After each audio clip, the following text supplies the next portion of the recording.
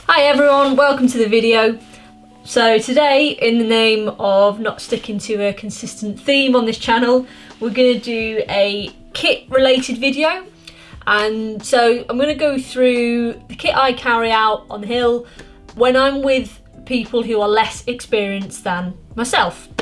Notice how I'm not explicitly saying instructors for this, because while I think a lot of trainee instructors will find this sort of thing useful, getting ideas of what to carry when you're out with clients, a lot of instructors are perhaps not working at the moment, and B, there's going to be a lot of people getting out for the first time with friends and family who are perhaps less experienced, spending time with people outside for the first time. So yeah, there's a couple of reasons there. There will be things in this video that are specific to professional instructors, but lots of things as well that will be useful for anyone getting out with other people, really. So I've got my rucksack packed ready here. A lot of the things in here stay as they are. Things like first aid kits just stay as they are, and I keep them organised. When I'm working normally in a normal summer, I can have lots of back-to-back days out on the hill together. So having kit and a system where when things come back in, you get them dried out, replenished, whatever, and then they're ready to go again straight away. But there are a few things that does depend on the route I'm doing, on the group. So in the top of my rucksack, got a few things. Oh, first off, the rucksack, just a big one that's comfy. Doesn't need to be too huge, but you do want it big enough that you can fit all of your group stuff in there and have a bit of room so you don't have to meticulously pack stuff. Yeah, this one was second hand. It's old, bit faded, but it's bomb-proof and it does the job. I won't go into too much detail on specific items in this video. There are a couple of things I want to recommend just because they're good and I like them, but in general we're not going to go into that sort of stuff. So top of my rucksack I have my compass, which I have in like a foam case thing that I made just to keep it nice and not broken. And then I have a few things that are ready to grab, a few little accessible bits and bobs. This doesn't always live in the top of the rucksack. Sometimes everything just lives in the main bit and I can tuck this lid away. Some rucksacks you can remove the lid altogether. It's just having a system that you find useful. Another compass in there. I always carry a spare one if I'm out with groups. Just a little one, it's just in case that one breaks, because they do break from time to time, and that one in a little case as well. Especially useful if you're an instructor teaching navigation courses, nav days. Having a backup compass in case someone loses one are really useful. A little penknife, I don't always carry that. I have got a set of medical shears in my first aid kit, but yeah, a little penknife. Have a no-brainer. Bootlaces, set of bootlaces, you can use cord, whatever you fancy really, but bootlaces do snap. There's not really another way of doing that, so if I'm out on a big day I always carry a pair of shoelaces. This is a little blister kit, so this just had a couple of like antiseptic wipes, some plasters, some tape in it. And that means that if people are getting blisters, I don't have to rummage for my big first aid kit and get all of that stuff out. I've got what I need to fix blisters there in there. And blisters are the main thing you're going to get with people who are less experienced. And they won't always say, like, I always make a habit of telling folks before we set off to let me know if they're feeling like they're getting blisters, so we can do something about it. If they're getting like hot spots and stuff in their boots, but they often don't say anything. So having stuff you can patch blisters up with, or at least cushion them, is really important. Head torches. Okay, so I don't always carry a head torch on the hill. Depends what time of year it is. Like, it's June now. It's light till like 10 o'clock at night. There are very few hill days that are going to be going on that late. So for a normal sort of day I wouldn't carry one, but I normally do work things like National Three Peaks Challenge or longer sort of challenge days, or just if you're working or out with people in sort of March, April, September, October, carrying a head torch is really good. This is an Outkit Kark. Brilliant little head torch, 30 quid these, okay, 580 lumens. And the most important thing, which is something that any instructor or person who's just getting out on the hill a lot in 2020, a rechargeable battery, okay? Although it does take 3 AAAs as well, so I carry a spare set of them. Outkit do actually sell these rechargeable batteries as well, though separately, so you can get a spare one of those. So why do I think that's so important? Well, often with older head torches with normal kind of alkali batteries in them, you do that thing where you shine it on your hand or in like a dark place to try and see how bright it still is and how much juice it's got left in it. If you're working with people, you always want to make sure you leave the house with a full charge, with full batteries. So that one is really important. It's really easy just to change them. And yeah, 30 quid. It's pretty good for that. I say they're really easy to change. She said, fumbling around. And then if I am doing something at night, like a national 3-peats challenge, I always like to carry a spare head torch as well. As I said, I'll carry spare batteries for that one, and then I'll carry just a little other head torch in case a client's one breaks and they don't have batteries, or they take different batteries to the ones I've got. I might take two little sets of AAAs, because that's what most torches take. As I said, some of these things change depending on what route you're doing and on the group, but a lot of things do stay the same, and all of that lives in a little dry bag, either in the top of my rucksack or in the main bit of the rucksack near the top. This is very much a discussion point, you know, this is ideas, this is just what I carry. So yeah, feel free to comment on what you do differently, what you do the same, any bits of kit you particularly like when you're out with other people. Yeah, so moving on, sun cream. I usually use a whole bottle for myself, especially if I'm wearing shorts. Yeah, so a lot of people take little, you know, the little tubes or the little sort of carry, grab and go type ones. If I'm out with a group of people and it is going to be sunny, I'll often just carry a whole bottle, and that way you can pass it around and you're not worried about having to ration it and people not being able to get in if you need it. You can just share that around. And a good high factor as well, none of this factor 20 bollocks, you know, just 30 or 50, like the kids stuff's really good, especially for gingers such as myself. Delving inside the rucksack, what we got in the top. So first off, I've got my personal warm spare clothing. I'm not going to go into clothing too much in this video. You know what to wear on the hill, and if you don't, I'll make another video about it. But yeah, synthetic insulated jacket as opposed to like a down one. It's very, very rare that I use down in the UK. So it's Outkit synthetic jacket there. I had a buff in that as well, woolly hat, and I've got 2 sets of gloves here. If it's really wet and minging, like if I'm doing a long day out in April or something like that, where I'm going to be, you know, going through gloves, they're going to be getting wet, I might carry more, might carry 3-4 pairs just for me, because having cold hands is rubbish, but having cold hands when you're trying to look after the people and maybe having to undo people's bags and do up people's bootlaces, you know, you do have to do these things when you're out with other people, so keeping your hands warm and dry, really important. You'll see some people using big rucksack liners and putting stuff into that. I have done that in the past, but I prefer now having individual dry bags for each sort of, you know, compartmentalising things, and I just prefer that system, but that is down to personal preference really. And just actually before I dive into the rest of the stuff there, notice all my gloves are leather palmed ones. We'll get onto that a little bit later in terms of rope work, but generally the better quality, warmer gloves are going to have leather palms anyway, but that's just something to bear in mind. I like this type of thing. They're not insulated, it's just waterproof, or was waterproof at some point, and has a nice leather palm. We'll get a bit of a thunderstorm going on here. Oh wow. Okay, so moving on to the rest of the things in the rucksack. Maps. This is the BMC Harvey's map, 1 to 40.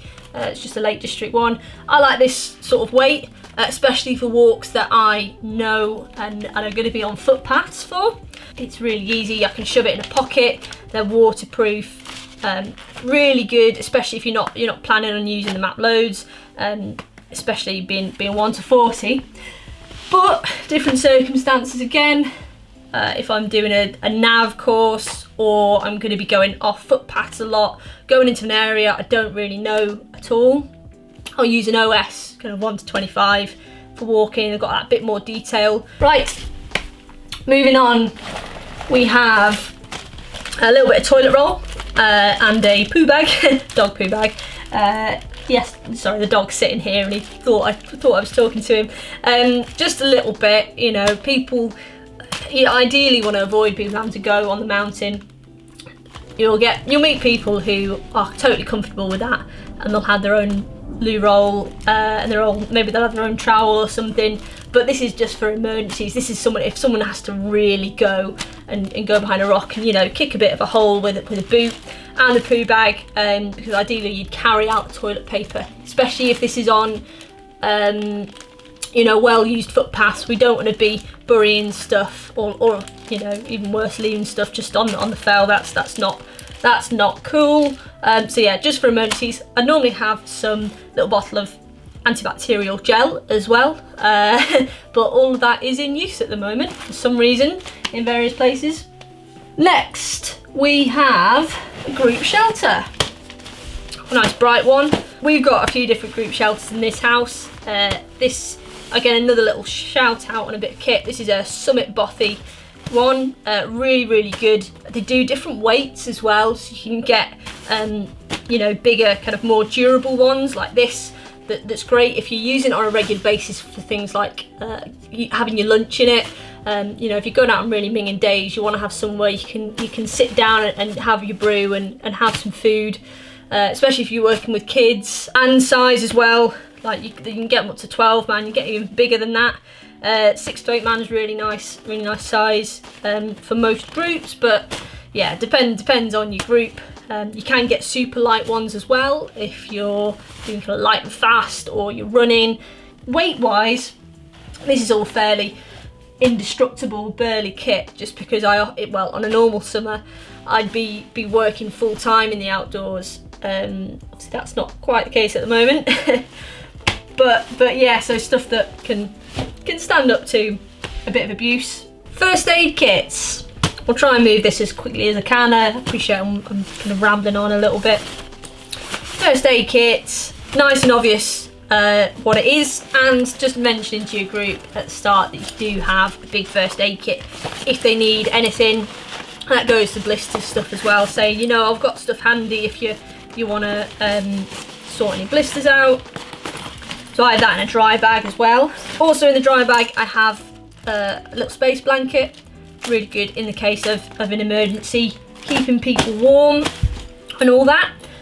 Or often, I don't have them in here at the moment, but I'll have like one of those sports gels, the isotonic like running gel type things. A lot of people carry those little dextrose sugar tablets that you can just give to people. The gels are really good as well. If someone's in a really bad way, isotonic gels just get into their system a bit quicker. You haven't got a choking hazard as you do with like hard tablets. But if you're doing that, just make sure you have it in a little plastic Ziploc bag. I have made the mistake in the past of just having it loose, coming to get my first aid kit stuff out, and it was just covered in an exploded gel, and it was all sticky and horrible. There's still bits of it on here now. So yeah, learn from my mistakes. Okay, so what's in my group first aid kit? Now you could do a different video on the contents of a group first aid kit. Some people keep it really minimal. Some people seem to carry an entire hospital. You need to carry enough if you're out with other people, especially if you're working. But even if you're just out with friends and family, if the folk are inexperienced, they're probably not going to have a first aid kit on them. Might have a couple of plasters at most. So having enough stuff to deal with, you know, what you can manage as a first aider. Some people argue that if it's bad enough, you know, you're going to be calling mountain rescue. But you do need enough kit to be able to do your job as a first aider if you're qualified. I've got a few pairs of gloves, and a couple of dog poo bags for like bits of plaster and, you know, bandages and that sort of stuff. Used things can go in there. Yeah, gloves are really important and really handy that I can just whip them out, get them on. I'm dealing with an issue like that. Pencil and paper. A lot of this stuff doesn't get used on a regular basis, but a couple of things that you might not realise. Eye wash. That's when I've been working with like Duke of Edinburgh teenagers and stuff. They might be messing around on campsites. They might be rolling around in the grass and all sorts of stuff they get up to. But eye wash for getting bits and pieces out of eyes is really important. A couple of sanitary products. Again, not for me as an instructor, for clients, especially if you're working with younger women, teenagers. It can get some nasty little surprises, so having those, and again the dog poo bag to pop any soiled things in afterwards. Other than that, kind of standard first aid kit. As I said earlier, I've got a pair of medical shears that, you know, yes, you can use them for first aid stuff, but also for getting into any troublesome packets of sweets or something if you've got sweaty, sun creamy hands. So having something you can cut things with, be it those, be it your penknife, that's always good. Again, various bandages and stuff in here, and this stuff's really good, like sticky support wrap, and it just sticks to itself, and that's really good for kind of if you had to strap up an ankle or something like that. So moving on, we have, so spare clothing bag. Whether you are instructing or going out with just friends and family, having some spare warm layers, really important. People who are new to the outdoors aren't necessarily going to have spare kit, and they might not remember to bring it. You know, it's that whole situation, oh, it's warm in the valley, why would it be any different up there? Before I set off up the hill, whenever I'm meeting my group, I really like to just do a proper kit check, and don't be afraid to ask for kind of visual proof of, have you got your waterproofs? Yes, here they are. Again, a lot of folks perhaps mix up showerproof and waterproof, or don't understand fully what a waterproof is. And depending on the weather conditions, that could be really critical to you actually leaving the car park. And I always try and park near where I'm going to be meeting the group, so that I can have spare things in the car. And if someone hasn't got something and they're honest about it, say, oh yeah, I forgot my waterproof jacket, I've got a few spares, or I don't have a hat, you can give them one, you know, and that can be theirs for the day. And then on the hill, I will always carry a few spares of some things, especially if it's cold and wet. You know, so if their gloves get wet, their hat gets wet and soaks through, you can give them a dry set. That's really important. So as a standard on a kind of manky, sort of averagely manky Lake District day, a couple of hats, a couple of big pairs of gloves. These are brilliant. These sort of like fibre pile mitts. Having them big enough that anyone's hands can fit into them.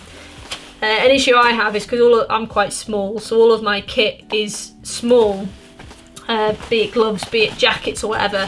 So that's why I specifically borrowed this is a men's size large synthetic puffer jacket. So carrying a spare warm layer, really important. Some people might say, oh yes, I've got a spare warm layer, and it turns out to be a really thin fleece. So having something that's properly warm with you is really good, and yeah, big enough that it will fit pretty much any member of your group. So that's a men's size large, and it does pack down pretty small. I think you kind of have to expect when you're going out with other folks that you're going to carry an extra bit of kit, a few extra things, so you can't always go super lightweight. You do need to have enough to keep people happy and keep people comfortable. But yeah, that's it for spare clothes.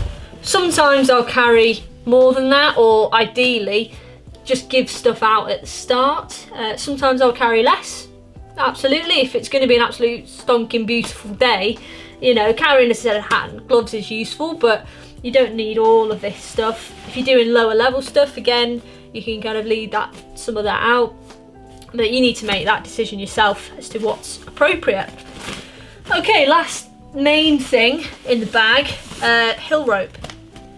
So if you're just looking at getting out with friends and family, you don't really need to worry about this. This one is more for the professionals. Yeah, so hill rope, I have that coiled up in a dry bag or a stuff stack, ready to go with an adjustable loop, so I can just lasso that around a client and get them up or down anything.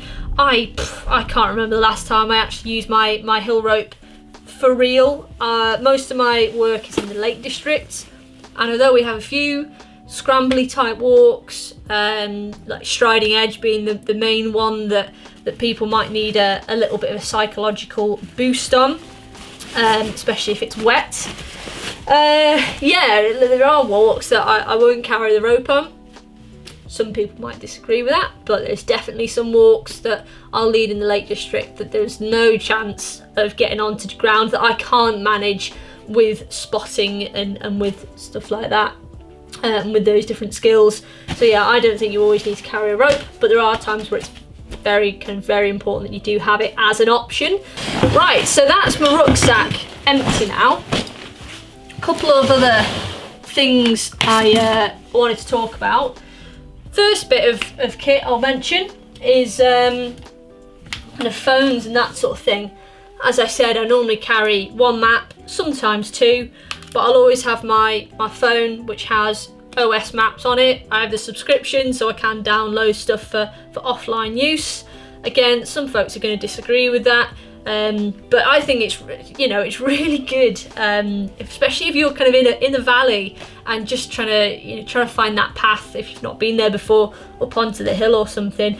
Rather than getting out your map and going, right, where are we, blah blah blah, you can have a quick look at your phone, go, oh yeah, it's the second path on the right or something, stick that back in your pocket, and your clients or whoever you're with hasn't noticed.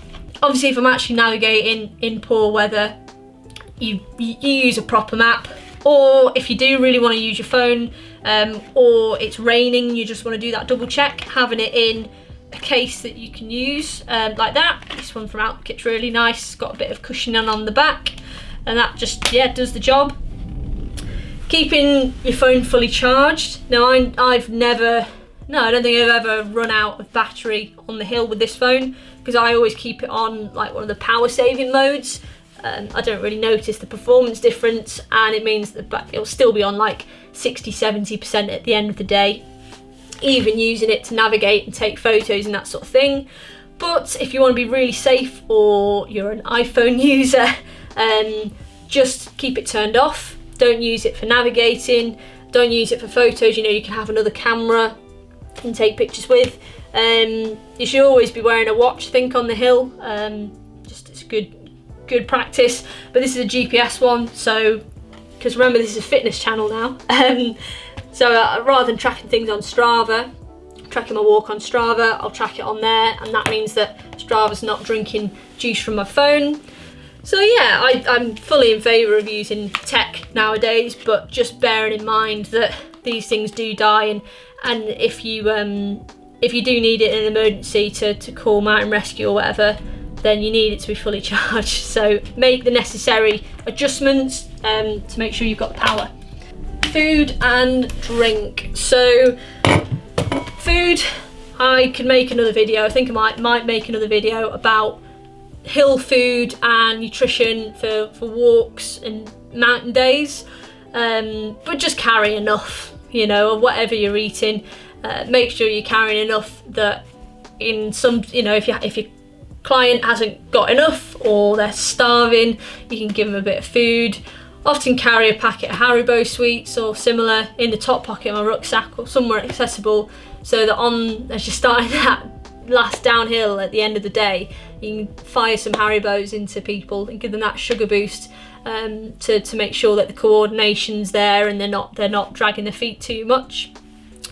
Yeah, just carry enough food and stuff that most people will eat.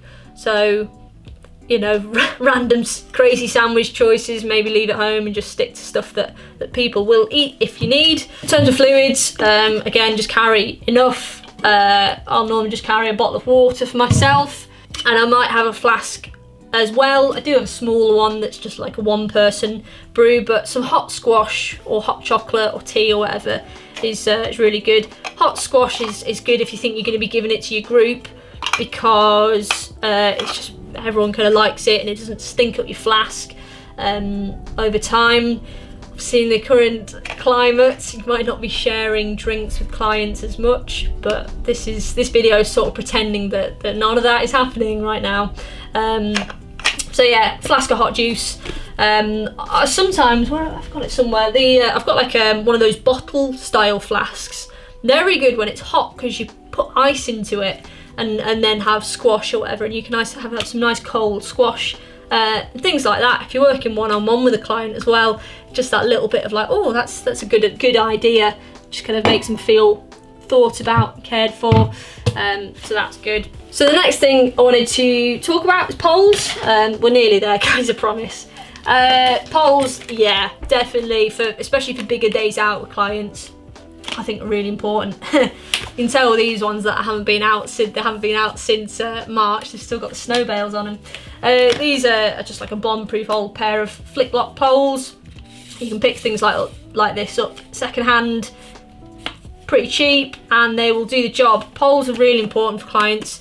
I think a lot of people only realise that they've got kind of sore knees or whatever at the end of the day when you're trying to get down that last downhill, and they realise that they've got a twingy knee or something. And poles can make the difference between that being a 1 hour descent and getting to the pub, and it being like a 2 hour or more sort of painful struggle. It can really make a difference. Ones like that are a bit heavier, but if you know you're going to use them and use them regularly, getting something that's a bit tougher is a good idea.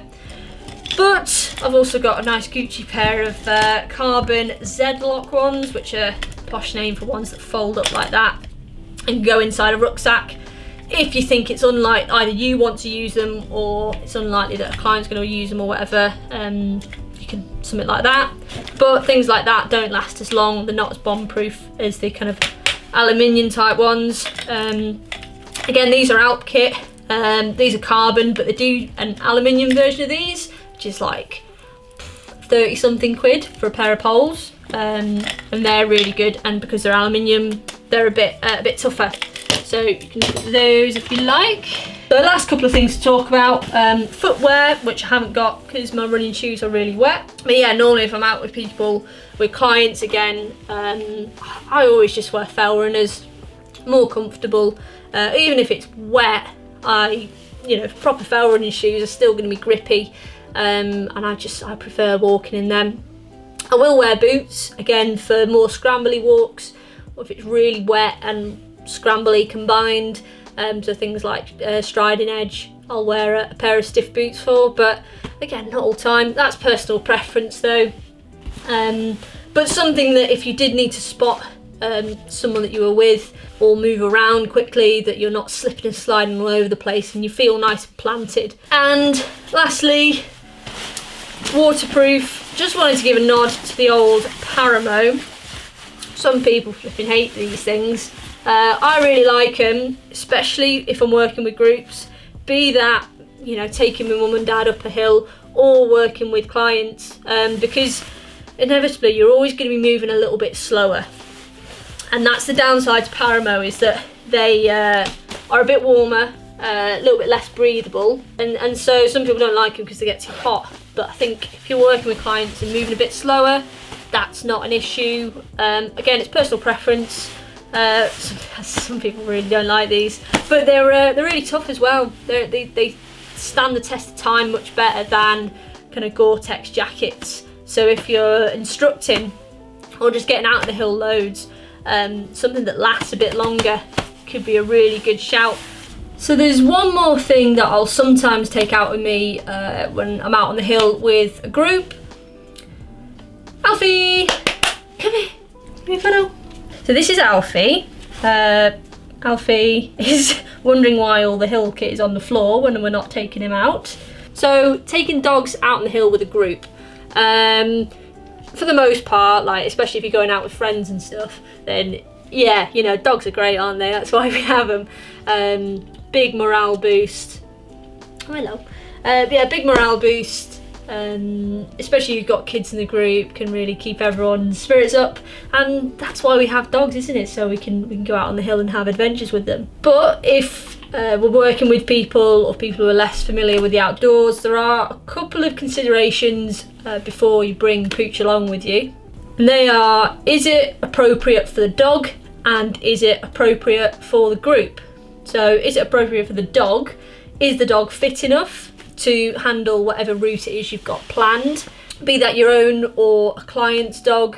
I'll often get asked before going out on a hill day, can I bring my dog along? And often, you know, it's fine, but sometimes little dogs that aren't used to be on the hill, aren't necessarily going to handle a big day out, or their paws aren't going to be up to all that mileage on hard surfaces. So you've just got to have a think about those things. And is the dog good with kids, good with other people? Is it okay around sheep? Now, you should always have your dog on a lead if you're kind of down in the valley or in a field full of sheep. But up on the fell, that's not necessary if your dog is safe. If it sees a sheep, it's not going to go and chase after it or anything like that. You need to be sure about those sorts of things. It is frustrating when clients have dogs that they have to have on a lead the whole time, because it can't be trusted, and that can be difficult if you've got scrambly bits, or if that person needs to navigate. Like on a navigation course, I'll always say leave the dog at home, because you need your hands free and you need to not be distracted. And that's the other thing, is it appropriate for the group and for yourself, I suppose, as well. So I would never take him out on a day I was doing any kind of scrambly stuff, not sharp edge, wouldn't take him on that either, but striding edge. You do see dogs on it and he'd be absolutely fine. But with a group, my focus is on the group, not on what my dog's doing. And on that sort of terrain, I'd be thinking like, oh, is he all right? Where's he gone? Just to make sure he's okay. And that's not really what you want when you're supposed to be looking after other people. And again, is it appropriate for the group? Always asking the group, be that friends, you know, is it all right if I bring dog along? Or if it's clients, is everyone okay with a dog being out? Because some people don't like dogs, believe it or not. So yeah, that's what it comes down to really, is how much of your concentration is taken up with the dog versus the group that you're supposed to be looking after.